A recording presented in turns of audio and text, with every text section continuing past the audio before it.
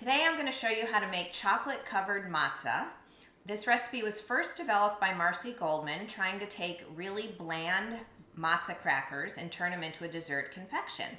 And we do that by topping it with brown sugar caramel and then chocolate and then toppings of your choice. Okay, the first step to make your chocolate covered matzo is to get a cookie sheet pan about approximately this size. I think it's about 12 by 17. Line it with foil and then cut a piece of parchment to line that so that your chocolate covered matzo doesn't stick. Then we take about 3 or 4 boards of matzo.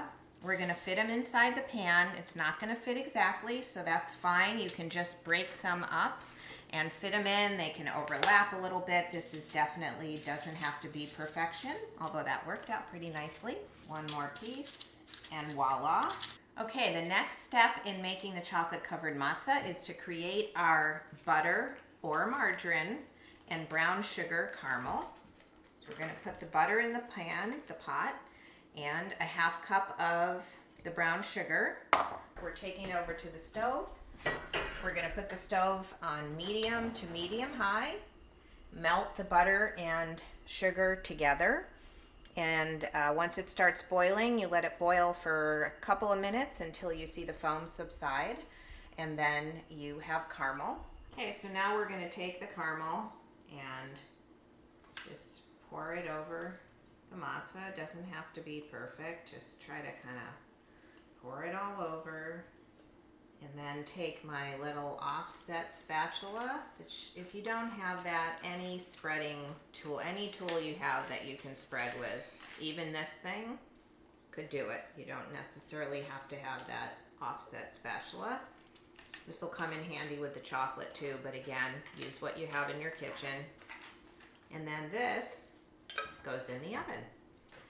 After 10 minutes at 350, we are going to take the pan out of the oven. You will see that it is bubbling. Take our chocolate.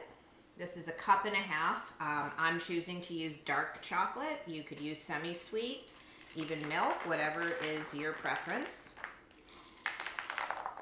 Sprinkle it all over.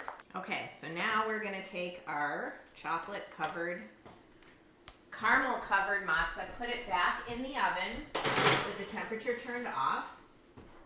Set the timer for 2 minutes and just give a little extra melting power to the chocolate.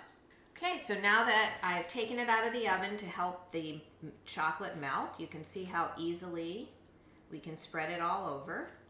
What I really love to do is do half of it with one kind of topping and half of it with the other. So I'm going to do my original topping choice of toasted pecans and sea salt on one side, and my dried, chopped up, freeze-dried strawberries and toasted almonds on the other.